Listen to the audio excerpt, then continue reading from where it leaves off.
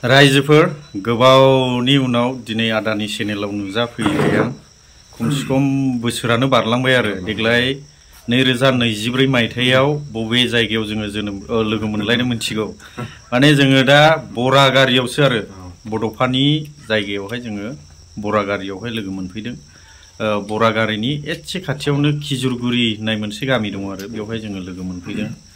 ओमफ्राय बिराद मोजां मोनदों आरो ओमफ्राय मबाइल गोदान लाना फैदों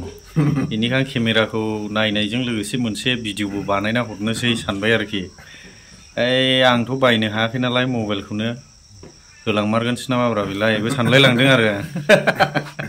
दा जिखियानो जादोला रायजोफोर नैबे आदानि चेनेलाव नायगिरि साफ्रोमखौबो बरायनानै लाग्रोनाय जाबाय लोगोसे आदानिफ्राय एसे इन्टारभिउ लानोसै एक्चुअली बे चेनेलखौथ' आंनो ओपनिं खालामबोखादों नालाय फिथा खेबस'बोखादों ओमफ्राय दिनैसिमावहाय बिराद जाथिनि बाथ्रा बुंबोनाय आं नुबाय थादों मोजां मोनदों ओमफ्राय दा बिटिसिआव हाबफैनानै माबायदि मोनदों आदा बिटिसिआव हाबफैनानैथ' दा जों बुंनांगोन आंनि जोनोम जायगायावथ' गुफुर हालामावनो गुफुर आलुफोरावनो जोनोम जादों दा गुफुरनि जाथायखौ बुंबाथ' 83नि जाथायखौ बयबो मिथियो नङा होमबा दा बिनि उनाव बर'फ्रा ओरैबायदि सांग्रां गावजों गाव माने गुफुर हालामाव बा बिश्वनाथ डिस्ट्रिक्टआव दाथ' माने प्लास जाफिनबाय सनितपुर डिस्ट्रिक्टआव गावजों गाव माने सोंखारिलायनाय मालायनाय माने गावजों गाव माने बे गैया नालाय खोब मोजां आरो मानो होनोबा फरायसा आफादफोरा जेरैबायदि फरायसाफोरनि थाखाय मोजां खामानि मावनानै रायजो राजाफोरनि गेजेराव बिथांमोना माने नाजासोमो बेनिफ्राय बिदिनो गावजों गाव थिखा सुखाफोरनिबो दावराव दावसि गैया ओमफ्राय सोरबा लिडारफोरखौ सोंखारिलायनायनि माबा गैया गावनि खामानि गाव जायखौ पार्टिखौ मोजां मोनोमोन माने गावजों गाव सोंखारिलायनाय गैया आरो फरायसा आफादा फरायसा आफादनि खामानि मावदों सोरबा गुबुन गुबुन माखासे सोरबा कंग्रेसआनो जा सोरबा बिजेपिआनो जा सोरबा पार्टियानो जा गावजों गाव सोंखारिलायनाय गैया जोबोद मोजां आरो बिनि थाखायनो बिटिसि आरो बिटिआरआव फैयोबा माने गावजों गाव माखासे बैनि न'आव थांबा बैनियाव थांबा बै एसे बोरैबा बोरैबा माने मोनो आरो पलिटिकेलखौ लानानै ओमफ्राय ओरैनोथ' लामा सामाफोरखौ नायनानैथ' माने हाग्रामानि दिनाव जथेस्थ' मावलांनानै दोनखाबाय आरो प्रमदआबो जि मावनांगौ मावगासिनो दं रायजो राजाफ्रा माने सांग्रांबा सोरबा लिडारा मावालासिनो थानो हाया आरो दिनै प्रमदआ माखासे खामानिखौ मावाखै मावदों होनलायनाय खोथाया रायजोफोरनि सायाव सोनारो आरो बेनिफ्राय जों दा जि जायगायाव दंफैयो जोंनिनो बर'फोरनि बिफा नङा होमबा बे जायगायाव बे साखाथियाव थानानै जोबोद मोजां मोनदों जोंथ' माने माखासे निउस चेनेलफ्राव नुयो खोनायो दा बेहाय आंनिनो गुरु आंनि बे इउटुबाव फैजेननायनि जाय आंखौ माने बे स्टेजाव आंखौ लाबोदों जोबोद गोसोआव मोजां मोनो बेनिफ्राय मोजां मोननानै आंनि मबाइलफोरखौ अबेयाव मा आपडेट जादों अबेयाव मा खालायनांगौ लोगो मोनबानो आंनि मबाइलफोरखौ माने बियो चेक खालायना हरो आरो आच्छा माने आंखौसो बुंगासिनो दं बियो बेनिफ्राय देरहासार इस्लारिया लोगो मोनोबानो जथेस्थ' आंनि मबाइलफोरखौ माने चेक खालायना हरो अबे माबाफ्राव अबेबा मेसेजफोर अबेबा आपडेटफोर जिखुनु जाया मबाइलनि माखासे माबाफोरखौ बियो चेक खालायना हरो आरो ओमफ्राय आंनि भिडिअ बानायनायनि सायाव देरहासार इस्लारिया जाहाथा माने बुंलाबायनाय सोरबा लिडारफोरखौ बुंनाय सोरखौबा माबानाय माने गेजेरनि जानानै बांसिन बिथोन होयो माने वान साइड माने बुंनायनि एसे जानगाराव थानो होयो आरो जोंहा माने देरहासार इस्लारिया आंनिनो फंबाय नाथाय आंनि गुरु आरो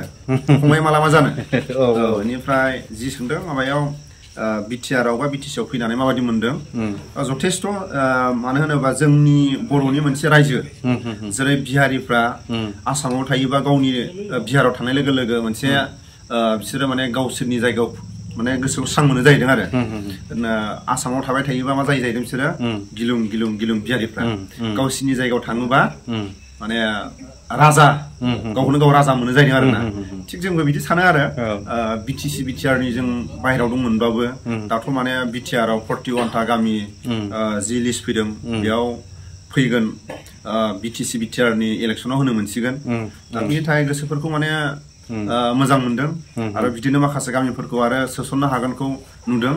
रायजो राजाफ्रा थिगै थायोबा दा बेनो सनितपुर डिस्ट्रिक्टआव माने जों बुंनांगोन खुनु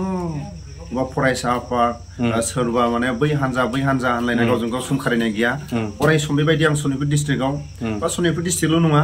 गावजों गाव माने सोमखारिलायनायनिफ्राय एसे जानगाराव दं नालाय भबिष्यत बेबायदि थागोन साननानै आं माने रायजो राजाफोरनि खाथियाव आसा खालामो आरो आंनि गोसो गोरबोआवबो आसा खालामो ओमफ्राय दा फ्राय बाहाग माने जों बुंनो हागौ प्रमद बर'आ जि खामानि मावदों प्रमद बर'खौ जों एसे बांसिन बुंनाय जायो दा उननि समफ्राव आंनि पार्सनेलि देरहासार इस्लारि आंखौ थोनाखै माने जोंनि साननाया बे आरो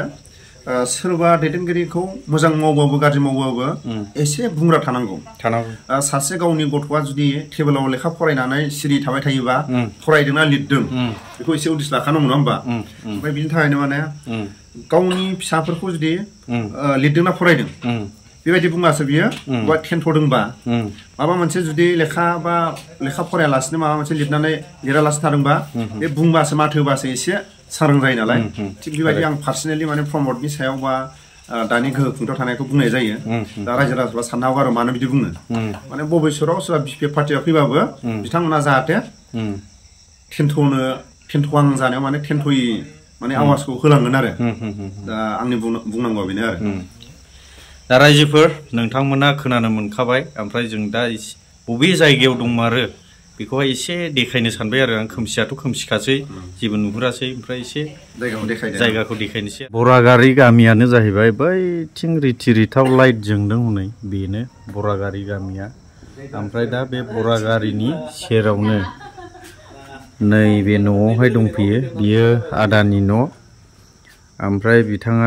बिथां मेदामा नैबेनो आदानिया ओमफ्राय ओरैहाय एक्टरा नैबेनो आरो नै एक्टरा नैबेनो खबर सबर माब्रै दिनैसो नोंनि न'खौ नुफैनानै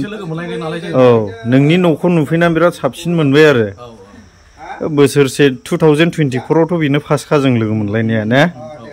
दा बेजों लोगोसे ओरैहाय मेदामखौबो लोगो मोनफाबाय बिराद मोजां मोनदों आरो रायजोफोर दिनैनि भिडिअखौबो आंनो जागायदोंमोन आंनो फोजोबना हरनोसै नोंथांमोन जायफ्रा जोबजासे नायबाय गोरबोनिफ्राय साबायखर थेंक इउ बर' हारि